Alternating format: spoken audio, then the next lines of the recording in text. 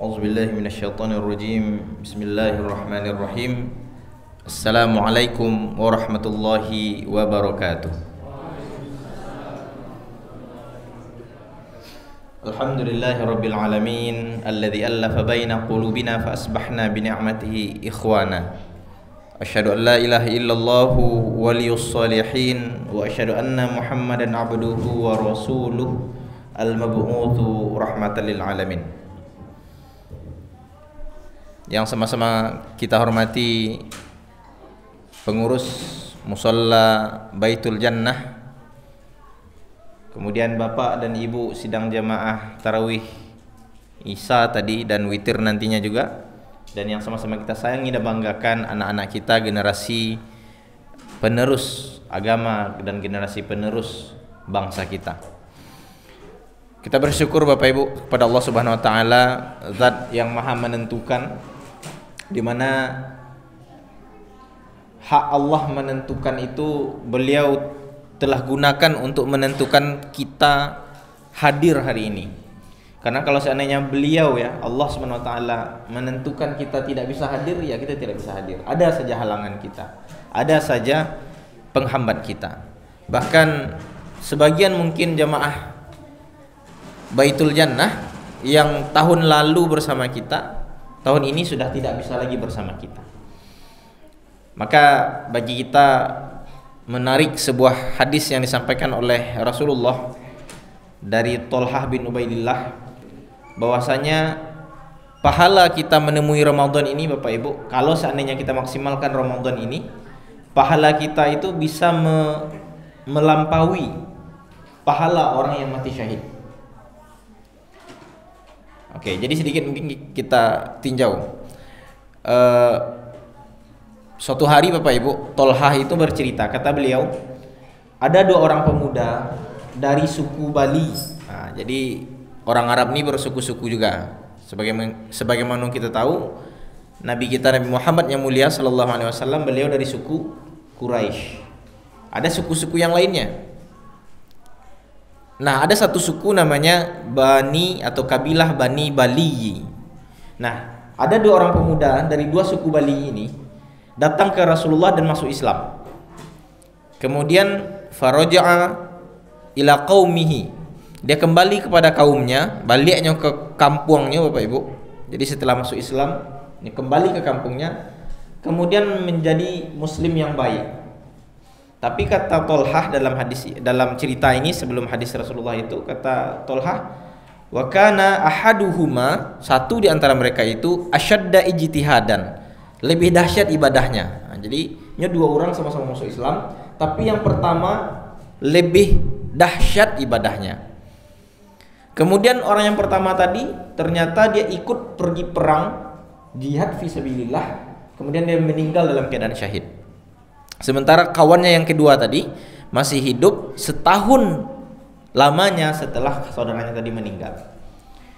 Lalu Thalhah mengatakan, wa ra'aitu fil manami, aku melihat dalam tidurku. Jadinya mimpi, kemudian dalam mimpinya mencari ada dua orang pemuda tadi dalam mimpinya. Dia dua orang pemuda di depan sebuah pintu yang besar. Jadi dalam mimpi nampak dia di muka pintu yang gadang. Itu kata Thalhah, mungkin ini adalah pintu surga. Tidak lama kemudian keluar sesosok bertubuh tinggi, berwajah tampan. Kemudian dia mengatakan, masuklah wahai pemuda yang kedua. Ternyata pemuda yang kedua dipersilakan masuk, sementara Thalhah dan pemuda yang pertama masih di luar. Tidak lama kemudian keluar lagi sosok tersebut dan dia memanggil pemuda yang pertama. Sembari menghampiri Thalhah, katanya, irji' fa illam ya'ti min ba'du. Kembalilah wahai Hamzah, wahai Thalhah, sesungguhnya belum datang waktumu. Maka seketika dibilang irji' itu, Thalhah terbangun dari tidurnya. Lalu Thalhah setelah subuh, ini kan mimpi ya, kemudian beliau terbangun, setelah subuh cerita dia dengan jamaah. Di situ Thalhah tidak dengan Rasulullah, dia tidak bersama Rasulullah SAW. Cerita ini membingungkan sahabat. Pak, kok bingung tuh Pak? Karena duluan masuk surga orang yang kedua, yang tidak syahid, yang ibadahnya tidak sedahsyat yang pertama. Lalu cerita ini berkembang sampai cerita ke Rasulullah, dan Tolha sengaja pergi bertanya ke Rasulullah, ditanyakan. Lalu kata Rasulullah, "Wahai Tolha, apakah yang membuat kalian menjadi heran? Fabi ayyi hadithin ta'tabun, dari cerita ini bagian mana yang membuat kalian takjub gitu, menjadi heran?" Dikatakan oleh Tolha, "Bagaimana kami tidak heran ya Rasulullah, orang yang kedua itu dia meninggalnya tidak syahid, meninggal dalam keadaan biasa, dan ibadahnya kalah oleh orang yang syahid yang sudah meninggal lebih dahulu." Nah, Rasulullah bertanya, "Bukankah umurnya lebih panjang 1 tahun dari pemuda yang pertama?" Kata Tolha, "Bala ya Rasulullah, betul ya Rasulullah." Kemudian kata Rasulullah lagi, "Bukankah dia bertemu dengan Ramadan 1 kali, sementara saudaranya yang syahid tidak bertemu dengan Ramadan?" "Betul ya Rasulullah." Maka kata Rasulullah, sepanjang tahun itu setiap sujudnya dan setiap ibadah di Ramadannya membuat mereka lebih tinggi derajat pemuda yang kedua dibanding pemuda pertama. Kata Rasulullah, bahkan ab'adu, lebih jauh jaraknya, mimma bainas sama'i wal ard, lebih jauh jaraknya daripada jarak antara langit dengan bumi. Jarak orang yang syahid dan lebih dahsyat ibadahnya dibanding temannya yang beribadah 1 tahun lagi kemudian bertemu dengan Ramadan. Maka syukurilah kita masih Allah tentukan untuk bisa bertemu Ramadan tahun ini, Bapak Ibu, karena masih ada kesempatan kita melampaui pahala saudara kita yang telah meninggal.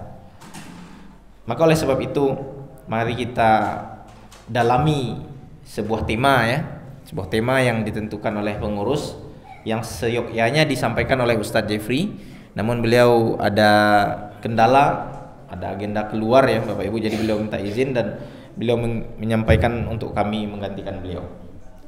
Temanya adalah hiasilah rumah tangga dengan Al-Quran.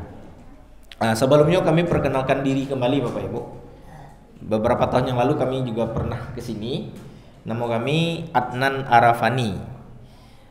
Ketek banamo gadang bagala nabo di orang Minang, baralek di kampung dagih gala di ini mama Datuk Bandaro Panjang. Asal dari Kabupaten Solo, tepatnya di Nagari Lolo, Surian. Kami adalah adik sepupu dari istri Ustadz Jeffrey. Jadi dulu kami lama di Siko Bapak Ibu. Sebelum ketika kuliah sering bolak-balik ke Siko dulu. Tapi sekarang kami sudah lanjut kuliah S2, kemudian kembali sekarang bertugas di UNP, tinggal di Pasir Jamba. Jadi ini kesempatan kita kembali untuk bertemu untuk menyambung silaturahim. Jadi Bapak Ibu, anak-anak kami yang mencatat ya, judulnya hiasilah rumah tangga dengan Al-Quran. Bapak Ibu rahimakumullah, kita sudah mendekati nih pertengahan Ramadan, dan kita tidak ada perdebatan di antara ulama bahwasanya Al-Quran turunnya di bulan Ramadan. Tapi ada nanti ketika kita sambungkan informasi ini dengan informasi lain yang kita ketahui, bukankah Al-Quran itu turunnya berangsur-angsur? Apakah yang pertama turun itu di bulan Ramadan maksudnya, atau bagaimana? Kan seperti itu. Jadi dijelaskan oleh para ulama Bapak Ibu, bulan Ramadan ini, sebagaimana dalam ayat yang dibacakan anak kita tadi, syahrul Ramadan alladzi unzila fihil Quran, diturunkan secara lengkap di dalam bulannya, di dalam bulan itu Al-Quran.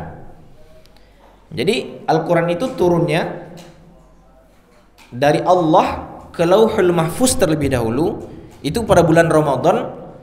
Susunannya seperti susunan Al-Quran yang ada sekarang, dari Al-Fatihah, Al-Baqarah, Ali Imran dan seterusnya.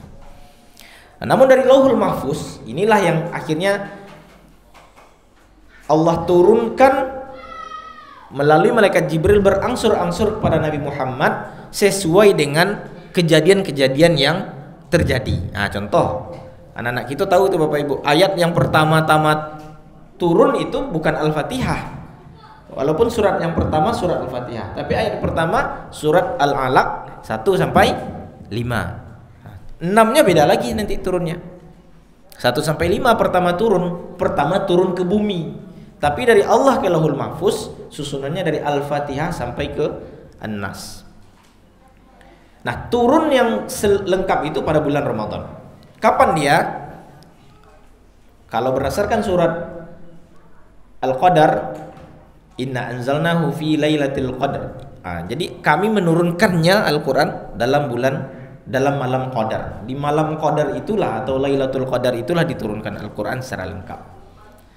Kita kebiasaan di Asia Tenggara ini memperingati nuzul Quran itu 17 Ramadan. Nah, ini perdebatan. Ada juga yang tidak sepakat bahwasanya nuzul Quran itu kenapa 17 Ramadan padahal Lailatul Qadar belum tentu tanggal 17. Hadis menunjukkan biasanya malam ganjil. 17 ganjil, tapi kan ada 19, ada 21 dan seterusnya. Nah, bagi kita tidak permasalahkan itu. PR kita adalah bagaimana sikap kita terhadap Al-Qur'an. Bapak Ibu yang kami hormati, jadi ketika kita ingin mudah memahami bagaimana fungsi Al-Qur'an dalam kehidupan kita perlu melihat dulu peta kehidupan kita, Bapak Ibu. Di HP gitu kan ada namanya Google Map. Nah, Google Map itu kan gunanya, misalnya kalau kita dari Siko, kita pasang dari Baitul Jannah ingin ke misalnya ke Masjid Raya Sumbar misalnya. Kita buat di Google Map. Ya tunjukkanlah rute-rute yang perlu kita jalani. Sehingga kalau kita mulai berjalan, kok pakai motor, kok pakai auto, nampak simpang, Google Map itu akan kasih tahu. Di depan belok kiri 300 meter lagi belok kanan. Masuk ke jalan ini, dikasih tahu. Maka Al-Quran itu Bapak Ibu tak obahnya, bahkan lebih kompleks tujuannya seperti Google Map tadi. Rute kita dari sini ke Masjid Raya Sumbar itu seperti rute kita dalam kehidupan kita. Dalam kehidupan awak kau rutenya dari mana? Kita lihat dalam Al-Quran, Allah jelaskan dalam surat Al-Baqarah ayat 28. Rute kita itu pertama kita mati. Maka Allah mengatakan kaifa takfuruna billahi wa kuntum amwata. Kenapa kalian engkar padahal dulu kalian mati, kata Allah. Ini rute kita pertama, kita dari mati. Tsumma ahyakum, kemudian kita hidup. Tsumma yumitukum, kemudian kita mati. Tsumma yuhyikum, kemudian hidup lagi. Tsumma ilaihi turja'un. Rute inilah yang perlu Google Map yang lebih canggih daripada Google Map yang ada di HP itu. Ikulah Google Mapnya, Al-Quran. Jadi kalau orang yang tidak tahu kalau dia dulu mati, mungkin dia menganggap ini hidup karena keinginannya, Bapak Ibu. Inilah yang akhirnya membuat manusia sombong. Seakan-akan dia yang berkuasa. Padahal kalau ditanya sehebat apapun manusia, kalau ditanya, lai apa yang menentukan apa kau dulu nio hidup itu indah? Ternyata tidak. Bahkan anak kita, Bapak Ibu, kita tidak pernah berkuasa terhadap bayi yang ada di kandungan kita masing-masing bagi kaum ibu. Jangankan dia hidup atau matinya, laki-laki atau perempuannya saja tidak bisa kita tentukan. Dalam Al-Imran Allah mengatakan,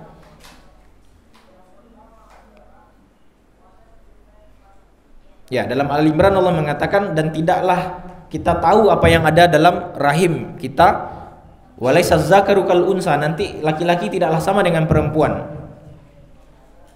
Jadi yang tahu itu hanya Allah, yang menentukan Allah. Kalau ada ilmu kedokteran tidak bisa 100% mengontrol. Kita bisa menentukan ada anak laki-laki atau perempuan.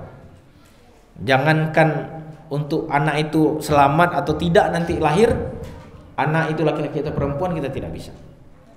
Jadi tidak ada kata sombong. Kemudian kata Allah, "Tsumma yuhyikum." Nah, ini kita sekarang pada zaman atau rute hidup yang pertama, dari mati ke hidup. Nah, di dalam hidup inilah kita, Bapak Ibu, perlu pedoman yang sangat-sangat harus selalu kita lihat. Kalau Google Map ibaratnya tiap sebentar harus kita cari. Kenapa? Karena simpangnya terlalu banyak. Anak kita misalnya SMP Bapak Ibu, ketika di SMP salah berteman bisa menentukan sekali perbedaan dia menganggap atau memandang agama. Contoh kalau anak perempuan kita tentang jilbab. Kalau kita orang tua tidak lihat Google Map kita yaitu Al-Quran, dia sebagai anak tidak diajarkan bagaimana cara membaca Google Map yaitu Al-Quran. Membaca itu bukan sekedar membaca ayatnya, tapi juga memahami isinya. Maka akhirnya dia terpengaruh oleh lingkungannya. Sementara kita diciptakan oleh Allah punya dua potensi, bisa kita condong ke kiri, condong ke kanan, yaitu ke takwa atau ke fujur. Nah, biar kita terkontrol inilah kita perlu adanya Al-Quran. Jadi Bapak Ibu, Al-Quran tidak sekedar hiasan. Tadi kalau judul kita menghiasi. Kalau rumah yang dihiasi dengan Al-Quran berarti rumahnya sudah bagus, tinggal dihias. Celakanya Bapak Ibu, ada rumah kalau dia tidak dibacakan Al-Quran di dalamnya, rumah itu dalam sebuah hadis riwayat Tabrani dikatakan, riwayat Tabrani ya, kata beliau sallallahu alaihi wasallam, innal baita la yadhiqu ala ahlihi, sesungguhnya rumah yang tidak dibacakan Al-Quran di dalamnya akan terasa sempit oleh penghuninya. Wa tahjuruhul malaikatu, akan ditinggalkan oleh malaikat kebaikan. Wa tahduruhu syaitanu, dan akan dihadiri oleh syaitan-syaitan. Wa yaqillu khairuhu, dan akan sedikit keberkahannya. Bapak Ibu yang kita hormati, maka rumah yang di dalamnya dibacakan Al-Quran dan dipraktekkan Al-Quran, walaupun rumah itu sempit, walaupun furniturnya tidak lengkap, walaupun rumahnya tidak pakai AC, hanya pakai kipas, tapi Al-Quran akan menjadi pelapang. Al-Quran akan mengusir iblis dan syaitan, dan Al-Quran akan mengundang malaikat-malaikat rahmat datang ke rumah. Maka kalau ada tetangga kita atau keluarga kita agak angek pasaran di rumahnya Bapak Ibu, agak sering komunikasi itu tidak lancar antara suami istri, antara anak dengan orang tua, antara adik beradik, maka evaluasi Al-Quran di rumah itu. Sekali bara Al-Quran dibaca di situ. Maka Al-Quran yang kita targetkan, kalau kita punya target 1 juz 1 hari, maka jangan di masjid saja, kita bagi di rumah kita baca loh, biar syaitan-syaitan itu pergi.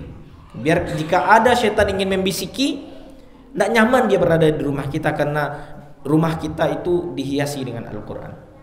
Bapak Ibu yang kami hormati, ada sebuah kebiasaan sahabat yang Rasulullah kemudian ketahui, tapi Rasulullah tidak larang, yaitu ketika dia datang ke rumahnya, dia bacakan beberapa ayat termasuk ayat kursi, lalu dia hembuskan. Jadi dia baca kemudian dia hembuskan. Nah, sebagian berpendapat ini tidak diajarkan Nabi, tapi ini masuk kepada hadis takriri, hadis yang perbuatan sahabat yang diketahui. Nah, ini perbuatan Anas. Apa yang dilakukan mereka? Sahabat ini membaca Al-Quran ayat tertentu. Nah, dia pilih beberapa ayat yang sering dibaca, surat kursi, lalu dihembuskan ke sudut-sudut rumahnya.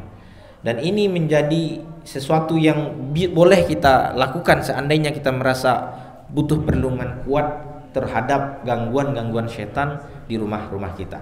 Tapi pada kondisi normalnya ya membaca seperti biasa setelah sholat dan ketika ada kesempatan dan menyelesaikan target-target kita. Bapak Ibu yang kami hormati, maka bulan Ramadan ini kita nikmati baca Al-Quran kita. Jangan kita menunggu-nunggu Al-Quran itu selesai gitu kan. Misalnya nggak ada target sejus deh, baru 5 lembar, lamu 5 ngalah ngantuk. Tidak, kita naik tingkat dari awalnya hanya menyelesaikan baca Quran ke tingkat menikmati membaca Al-Quran. Sebagaimana juga kita nikmati sholat-sholat sunat, baik itu di masjid, di musola ataupun di rumah kita. Demikian saja Bapak Ibu, semoga memberi motivasi untuk kita lebih giat membaca Al-Quran dan menjadikan Al-Quran sebagai kebiasaan. Kalau ayah ibu terlihat oleh anak-anaknya sering membaca Al-Quran, maka tidak pun dipaksa anak-anak tersebut, mungkin dia akan ambil Al-Quran sendiri, walaupun dia belum pandai dia akan membolak-balik. Maka Masya Allah rumah tersebut akan diberikan oleh Allah keberkahan. Dan arti keberkahan adalah ziyadatul khair, bertambahnya kebaikan-kebaikan. Wabillahi taufiq wal hidayah, banyak maaf. Wassalamualaikum warahmatullahi wabarakatuh.